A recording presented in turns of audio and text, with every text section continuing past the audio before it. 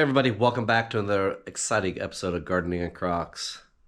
So today, we're going to discuss how you get all these lovely, beautiful seedlings that you have grown. Look at all of them.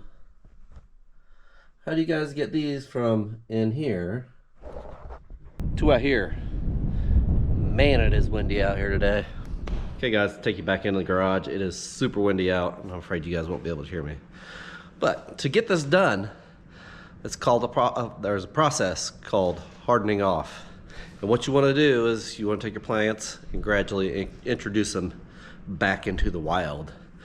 When they're growing down in the grow room, they got their precious little light, their precious little water, their precious little trays in a nice air-cooled, warm spot. So nothing's really going to be hurting them. They're kind of babied. Well, they are babied. They're not kind of babied. They are babied. So there's a process that we go through to take these out. The first thing you want to do is just find a day, and I picked a wrong day to do this for my first day. A day that's not windy and a day that's cloudy. Your two biggest factors here are going to be the wind and the sun. Yes, the sun needs to make them grow, but that sun is so much harder and so much brighter than any grow light that you can get that you're going to have problems with that sun killing off your plant if you're not careful with it. So the first step you want to do, day one, take them out, put them out for under an hour.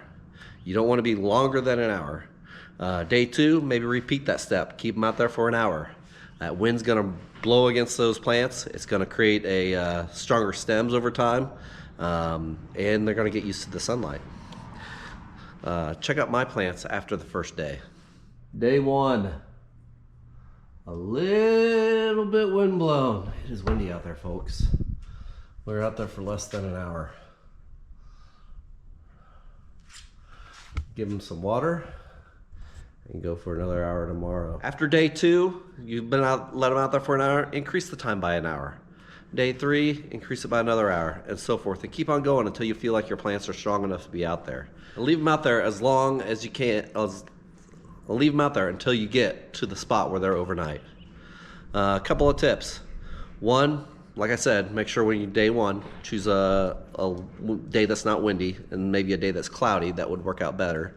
Day two, or the other tip, is to make sure you give them plenty of water throughout this whole process. That wind's gonna whip through there and dry those plants out real quick. So you just wanna make sure that they got plenty of water and what they need. So once you get to the point where it's been like several days and you're able to leave them out overnight, then you're ready to put everything into the garden. It's as simple as that. You may see some issues from time to time. My plants got a little bit dried out, a little bit battered from the wind one day. I'll show you what they look like then. Sometimes your plants will take a little beating from the wind. That's when you definitely know it's time to take them in. We got some of these, I believe these are Brussels sprouts, but they do not look very healthy right there. Part of it, the daisies really took a beating from the cold last night, I think. I left them out for the first time last night, but they'll come back out of it. I'll show you. So, yeah, the cabbages though, those green cabbages, they like that cool weather. But yeah, two things. Make sure you're not overdoing it by leaving them out too long. I might have left them out a little bit too long this last time.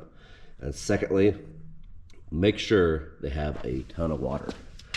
But hey, I just wanted to be honest with you guys, show you how these plants look. You see those guys got a little burn on there. But yeah, they start looking like this. Don't fret it. We'll show you what they start looking like after, I don't know, after a day or so. We're gonna put them back inside and let them get back to normal a little bit.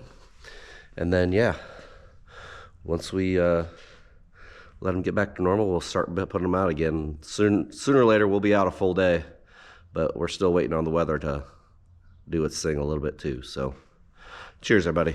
And this is what they look like now. Let's go out here. They're still blowing in the wind, but they look fantastic. So keep that in mind. And yes, once you get all that done, feel free to plant them in the garden. You should be good to go. Spring's right around the corner. Let's get going.